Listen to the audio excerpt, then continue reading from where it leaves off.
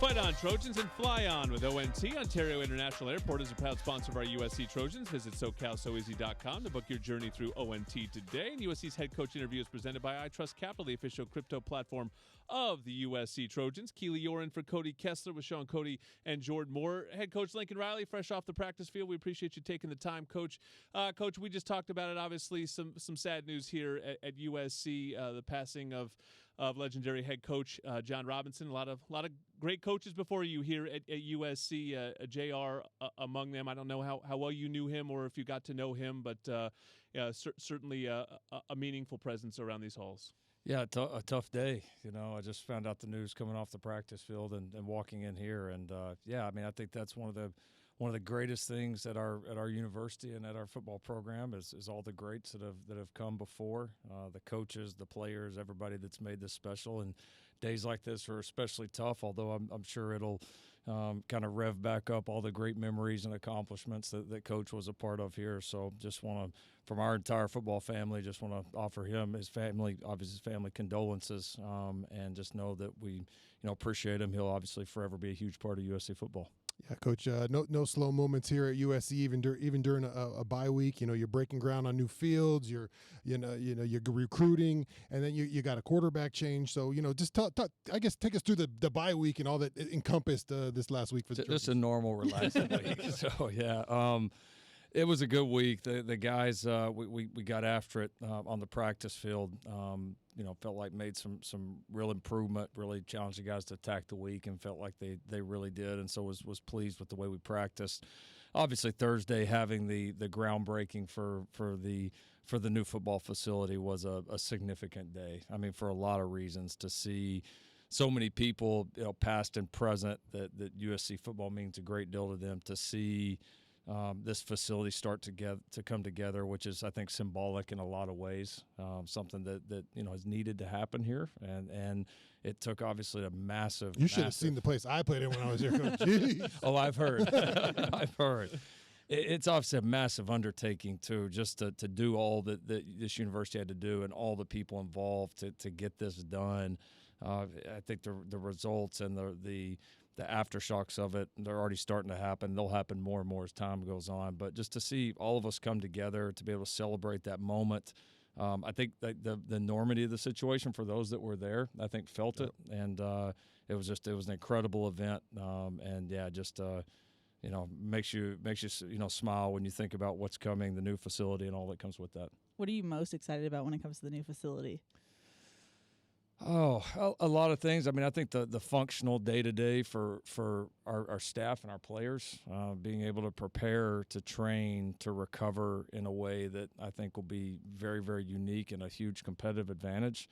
I'm excited for when our former players, the alumni, all the people, again, that have contributed to this get a chance to walk in and see that, because everybody is a part of building that. Like, that doesn't happen without any of you all out there. And so for people to be able to come back and see it and be proud that, this is their home. They had a hand in building this. And then certainly for our recruits, when they walk in the door and see that, they're going to walk into what we believe is going to be the best football facility that there is. And that's been our goal from day one and putting it together. So, I think all of those things, and obviously we're ready for it to be done yesterday. You're listening to head coach Lincoln Riley on Trojans Live. Coach, since last we talked, you make the tough decision to make the change at quarterback. What are you hoping Jade Mayava brings to spark this team? Well, we're excited for his opportunity, and as you referenced, it's not an easy decision. I've been a part of times in the past where maybe a position wasn't playing well, and it was pretty obvious. That was not necessarily the case here. We could very easily, as I pointed out, the day we announced it, I mean, you could very easily not change one thing, not one play from the quarterback position this year, and we could have a really, really, really good record. And so, and there has been a lot of positives that Miller Moss has certainly brought to our offense, brought to our team. And so, it was a tough decision. We felt like Jaden had really been progressing, and that it was the right time for the team to give him this opportunity. And he's had now a couple of weeks, or obviously it'll be 2 weeks when we get to the game, to be able to prepare. And so I'm excited for him. I mean, he's progressed. He's he's a talented kid that I think has just gotten better as time goes on, and we're excited to go out there and see what he does. Coach, I saw a couple pictures of you recruiting over the week. When it comes to recruiting, there's a million different ways you can spread it. You can try to be all local, or be across the country, handpicking guys. Where you lie at when it comes to putting the team you want together as far as being local, or grabbing guys from certain places, or handpicking guys you like these guys in this area. Like where does your strategy lie when it comes to recruiting? Well, I think every school is different. Every situation is different, and you've got to do, at the end of the day, what you believe is best in your current situation to build it. And certainly for us, the priority from a location standpoint will always be right here in Southern California. I mean, I spent the entire day in this area, as did multiple of our other coaches, and that will always be a priority, because we do have some really great talent here, some great coaching, and that's always going to be important to not just get guys, but get the right guys here. Yep. I think we would be foolish to not pay attention to the fact that we are at a school that has a national brand, a school that can attract some of the best from all over the country. And if you look at USC's history, there's obviously a lot of great players that have come through, walked through these halls and played on that field, from all over the country. So we know some years there'll be a little bit more of that, some years there'll be less. But no, it starts for us in Southern California. It always will. And then we want to take advantage of the other opportunities that we're going to have outside these state lines as well. This is the first season where quarterback coach wasn't necessarily in your title. Did that evolve how you approach the quarterback situation and making that change? Good question. The role has definitely evolved a little bit, and I think Coach Heward's done a fantastic job. I think we've played well off of each other. There's definitely some days where I'm in there, more than others. I'm certainly in there some every day, but I have a lot of trust in Coach and the job that he's done with our guys, and it certainly has allowed me to be, more present in other areas of the program, which was the ultimate goal. But I certainly don't feel too far away from it with the way that we've constructed it to be able to coach those guys or to make a decision like that. So I feel like we found a good balance so far, and we'll keep tweaking it to find the best route that we can. In terms of the bye week, you had an early bye week this year, and then you also have this late bye week. Was this a good one to sort of reset the team, coming off a loss, going into these big 3 games? Was it most important because you had a chance to get some guys healthy? I mean, obviously, you played a little bit banged up. Was it a great time to look at some younger players or some guys popping out? What did you feel like was the most beneficial of having this late bye week? Yeah, probably getting some guys healthy and then getting a chance to continue to pump reps into this young talent that's got us pretty excited, and that we're starting to see a lot of flashes from. Those were, I think, far and away the 2 biggest benefits, and not necessarily just the guys that haven't been able to play, but we've also been playing with a lot of guys that are that needed a few days. Yeah. And we've played in. When you play in all these barn burners like we have, there hasn't been a chance really to catch your breath, kind of per se. And so, our guys, we've been in physical ball games. We've been in obviously a lot of close ball games. And so for some of the guys, even the ones that have still been playing, to be able to rest up and heal up, I think was huge. And then, we pumped a lot of reps into the young guys.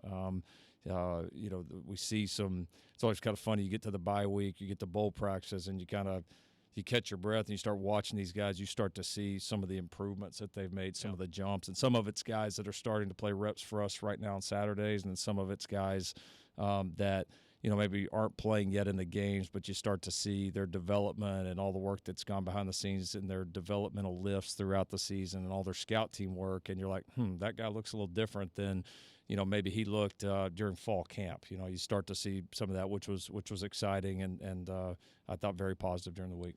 Nebraska's next. USC versus Nebraska coming up this homecoming Saturday, a 1 o'clock kick. We will go on at 11 a.m. It's presented by United Airlines. Game will be broadcast on TV on Fox. Don't wait until game time to plan for retirement. Open your free iTrust Capital account today and get your crypto IRA. iTrust Capital is the official cryptocurrency platform of the USC Trojans. And if you want the inside scoop on this game and all things Trojans, be sure to sign up for the 3 Torches presented by Smart & Final. It's a free newsletter. It'll hit your email inbox 3 times a week with game info, player insights, and more. Go to usctrojans.com/3torches and sign up. One more segment with Coach next on Trojans Live. Ready to take it to the next level? Unleash the beast this college tailgate season with Monster Energy. Tear into a can of the meanest energy drink on the planet, Monster Energy. Unleash the Beast. One more segment with the head coach, Lincoln Riley, Jordan Moore, Sean Cody, and Keely Yor. And you guys have made some changes in this bye week. Nebraska coming off a bye, and sounds like they've switched play callers. And Dana Holgerson, somebody you know well, will take over as the OC for them. How does that change preparation? A lot of familiarity there. Yeah, there is. Dana and I worked together for a long time at Texas Tech, and then we've coached against each other a lot of times, both when he was at Houston and then most recently at West Virginia. And so, yeah, I've known him for a long time. Really, really good coach. It's it's unique timing, obviously. Yeah. I mean, just kind of late here, and so I think the natural questions will which everybody will discuss will be, all right, how much can you do in a few weeks, and those will be the decisions that they'll have to make. But Dana's a tremendous offensive coach. I mean, has been for a long time. Very innovative, and I'm sure he'll come in and make a positive impact there. What have you seen from this Coach Rule Nebraska team? Coach, obviously they started pretty hot and then hit some hiccups here midway through the thing. What have you seen from them? Yeah, they did. They played really well early. Blew Colorado out. Had some big wins. They've really played well defensively all year. They got a really good group, really good defensive line that's led them. They've been tough to run the football on. They've limited people a lot. I mean, really only had one game that got away from them a little bit. So they've played well there. Offensively, obviously they made the coordinator change. They've had some ups and downs there. They're playing some young people. Obviously, got a very talented young quarterback and some really good skill players around them. So, obviously really familiar with Coach Rule. We battled together in the Big 12 for a lot of years. Saw the job that he did in building the program at Baylor. And does a great job, I think, just with kind of the culture and mindset of the group, and I've always felt like he's, been really at the top of the game in terms of his ability to do that. So, he's also kind of taken over a big one, a historical one that's had a little bit of its struggles and is battling his way back. But now you definitely see improvement from the previous year, and obviously they got a really committed place. It's a great place. Been able to coach there a few times. One of the very cool places to go play in college football. Sounds like quarterback Dylan Raiola will be healthy for Saturday. What do you see from him as a quarterback? He's done a good job. He has. I mean, listen, going in and playing as a true freshman is not easy. I don't care where you are, what you got around you. Especially, in a league like this with a schedule like they've played, like you're going to have your ups and downs. And he's had both. He's had some great moments. He can really, make a lot of off-platform throws, unique arm angles. He's got a really gifted arm. He's a big kid, even though he's young. He's got a really thick build to him. And he's just going to learn more and more as he goes on. But a good player, talented player. He can make some really wow plays and some big time plays and kind of scramble situations, or again times where he's got to make these unique kind of crazy throws, and he's got the ability to do it. So he keeps you on your toes that way, and then obviously with some of the changes I'm sure that they'll make offensively, obviously we're gonna have to be ready to go. You mentioned it's a great historical matchup, and you're about the same age as Sean and I. When we were kids, Nebraska was incredible. I mean, Tommy Frazier, Lawrence Phillips, remember those teams? Tom Osborne was the coach. Yeah. They were really a premier program in college football then, maybe Florida State around that time. Growing up in Texas, were they like a team you wanted to go to? Were you guys rooting against them because you were rooting for Texas? How was it growing up where you were? Yeah, no, I mean, I think you fought them because, like you said, when kind of my younger years, they were so dominant. Yeah. And then obviously, then they're in the Big 12, and then we start playing against them. We had a great run of games against them when we were at Texas Tech, and some of the great Nebraska teams with Dominican Sue and all of those guys. I mean, they were Bo Pelini really had those guys rolling pretty good as well. And so, the conference change has been not quite kind to them yet. But I mean, is that a result of conference or something else? That's impossible for me to say. But no, they've got all the makings. I mean, they got a really supportive fan base. They got a really good coach in there. They got great history, and hard not to imagine them coming back. And I think it's another one of those programs you look at and say, those guys getting better would be good for college football, just because it is such a tremendous program and has been for a long time. All right, let's do it. USC versus Nebraska, presented by United Airlines, coming up this Saturday afternoon. A nice 1 o'clock kick at the Coliseum. Game will be live on Fox. We will go on at 11 a.m. across the USC Trojans Media Network. Thank you to Coach. We will talk to you next week. Up and coming here is Lake McCree, a leader on this team, great tight end. He's next on Trojans Live.